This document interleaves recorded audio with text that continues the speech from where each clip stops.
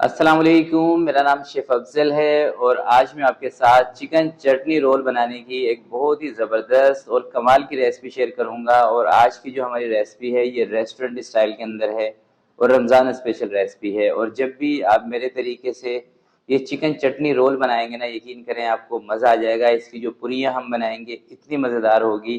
और इसका जो चिकन पकाएंगे, चिकन पकाने का बहुत ही सिंपल सा तरीका आपको बताऊंगा और एक दो छोटे छोटे टिप्स हैं उसके बारे में भी आपको बताऊंगा। तो इंशाल्लाह जब भी आप मेरी रेसिपी को ट्राई करेंगे आपका दिल खुश होने वाला है। इतनी ज़बरदस्त रेसिपी है और आपसे गुजारिश यही करूंगा कि एक मरतबा मेरी रेसिपी से चिकन चटनी रोल ज़रूर बनाइएगा। इंशाल्लाह आपके दिल से दुआएं निकलेंगी, ऐसी रेसिपी है।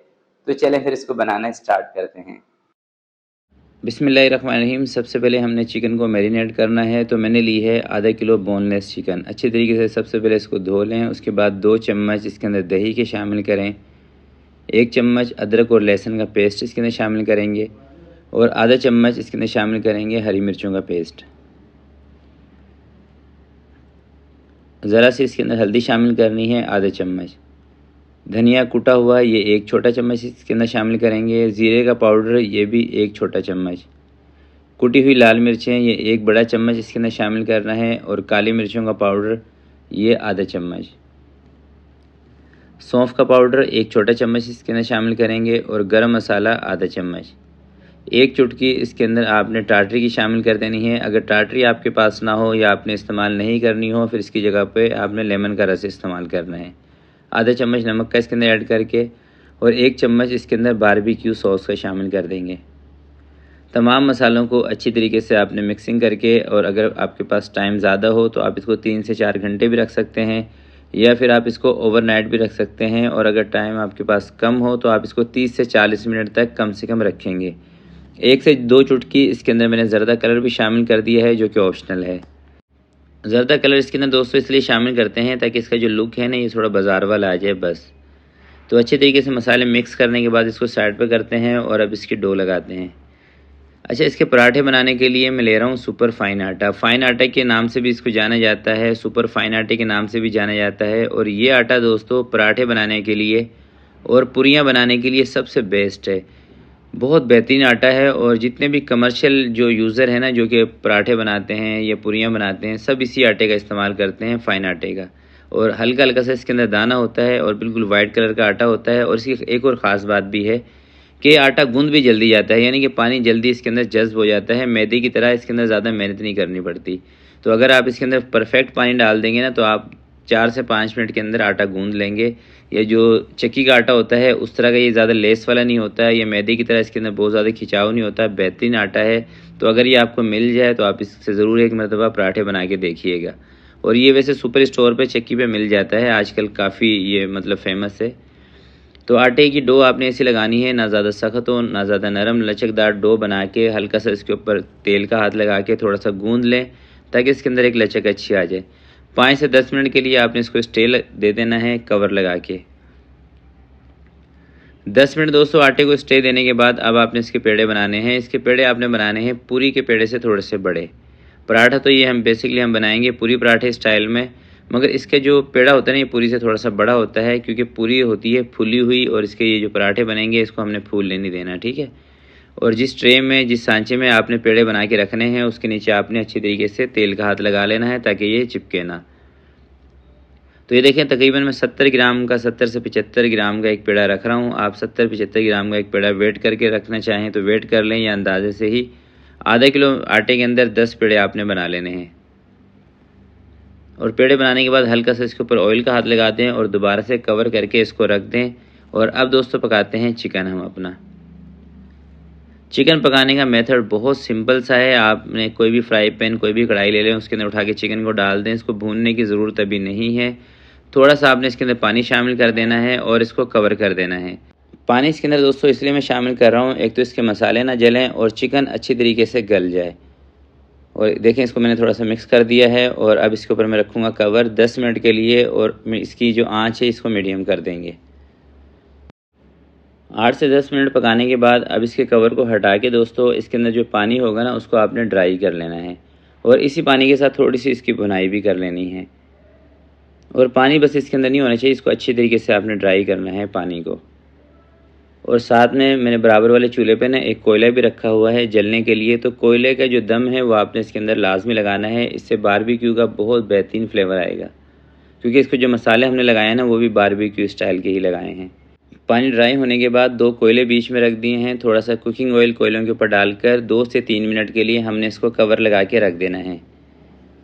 2 से 3 मिनट के बाद दोस्तों कवर को हटा देंगे, कोयलों को बाहर निकाल देना है। चिकन को अच्छी तरीके से मिक्सिंग कर लेनी है और मिक्सिंग करके इसको किसी भी दूसरे बर्तन के अंदर ट्रांसफ़र करके रख देना है। तो देखिए माशाल्लाह से कितना बेहतरीन चिकन बना है। अब इसकी बनाते हैं चटनी। चटनी बनाने के लिए आधा कप यानी कि 100 ml के करीब आपने दही ले लेनी है, ज़्यादा खट्टी नहीं होनी चाहिए। और इसके अंदर 3 चम्मच आपने मायोनीज़ के शामिल कर लेने हैं, जो 30 से 40 ग्राम बनेगी। थोड़ा सा इसके अंदर ज़ीरा शामिल कर लें, आधे चम्मच के करीब। और हस्बे ज़ायका इसके अंदर थोड़ा सा नमक शामिल कर लें, आधे चम्मच से थोड़ा सा कम। ये हरी चटनी है जिसके अंदर धनिया, पुदीना और हरी मिर्चें, तीनों चीज़ों को मैंने पीस के रखा हुआ था। तकरीबन 2 चम्मच के करीब हरी चटनी इसके अंदर शामिल करेंगे। हरी चटनी के अंदर नमक वगैरह कोई चीज़ नहीं दोस्तों शामिल की थी, सिर्फ धनिया, पुदीना और हरी मिर्चें, जो तेज़ वाली हरी मिर्चें हैं वो। थोड़ा सा इस चटनी के अंदर पानी शामिल करके थोड़ा सा इसको पतला कर लेंगे, क्योंकि ये मुझे थोड़ी सी थिक लग रही है इसलिए।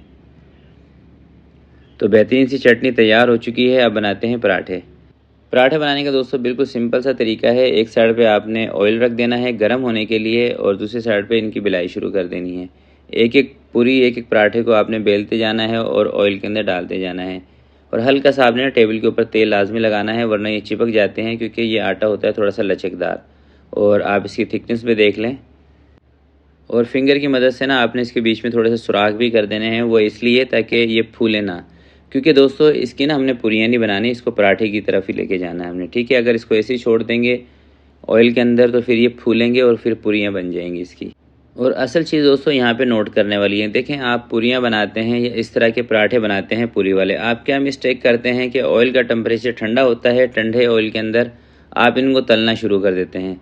ठंडे ऑयल में जब भी आप पूरी तलेंगे या पराठे तलेंगे, उसमें होगा क्या, एक तो पूरियाँ पराठे आपके कड़क हो जाएंगे, दूसरी बात यह है कि इसके अंदर ऑयल बहुत ज़्यादा भर जाएगा। और यहाँ पे एक और आपको छोटी सी मज़े की टिप बताता हूँ। देखें, इस तरीके से सुराख करने से ना पूरी हो या चाहे पराठे हों, इसके अंदर जो घी जज़्ब हो जाता है ना, घी या तेल, ये भी थोड़ा सा कम जज़्ब होता है, यानी कि इसके बीच में से निकल जाता है।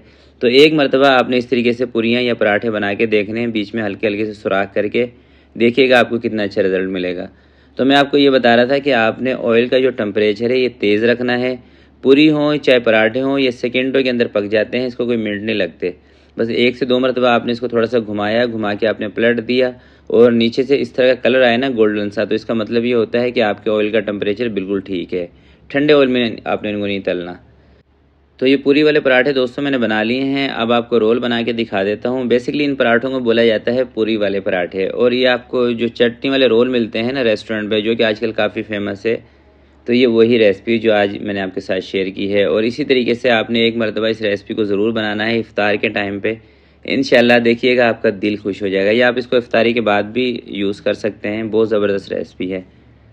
चिकन आप पहले से ही पका के रख लें, पराठे इफ़्तारी के बाद बना लें। और पराठों का आटा भी आप इफ़्तारी से 2-3 घंटे पहले भी गूंद के रख सकते हैं, कोई मसला नहीं है।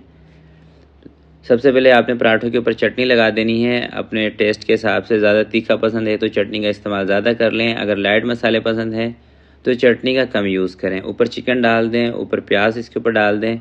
और अगर आपके बच्चों को केचप वगैरह पसंद है तो आप इसके ऊपर हल्की सी केचप भी डाल सकते हैं, मगर केचप आपने अपनी पसंद के हिसाब से यूज़ करनी है। जो रेस्टोरेंट के अंदर चिकन चटनी रोल बनता है उसके ऊपर केचप का इस्तेमाल बिल्कुल भी नहीं किया जाता। इस तरीके से आप इसको रेडी कर लें। तो सारे पराठे एक मरतबा इसी तरीके से रेडी करके फिर दोस्तों आपको दिखाता हूँ इनका फ़ाइनल लुक। और आधा किलो चिकन के अंदर ना दोस्तों ये भी मैं आपको बता देता हूँ कितने आपके पराठे बनेंगे। अगर आप सही तरीके से भी चिकन इसके ऊपर यूज़ करेंगे ना तो 10 से 11 पराठे आपके बन जाते हैं आधा किलो चिकन के अंदर और हाफ़ kg आटे के अंदर। और इस तरह का रोल अगर आप रेस्टोरेंट से लेते हैं तो मेरे इलाके में इस तरह के रोल का जो रेट है ये 200 से लेकर 250 रुपये तक का एक रोल इस तरह का मिलता है आपको। तो बहुत ही मज़े की रेसिपी है और ज़रूर इस रेसिपी को आपने ट्राई करना है। और अपना फ़ीडबैक इसी वीडियो के नीचे आपने लाजमी कमेंट्स बॉक्स में मुझे बताना है। तो आज की वीडियो के लिए दोस्तों इतना ही। आपसे मिलते हैं किसी नेक्स्ट वीडियो में। तब तक के लिए अपना बहुत सारा ख्याल रखिएगा, अपने वालिदैन का ख्याल रखिएगा। अल्लाह हाफिज़।